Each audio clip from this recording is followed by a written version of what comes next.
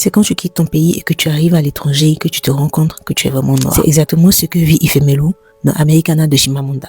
Elle dit: En descendant de l'avion à Lagos, j'ai eu l'impression d'avoir cessé d'être noir. On suit deux Nigérians, Ifemelu et Obinze, qui s'aiment, mais la vie les sépare.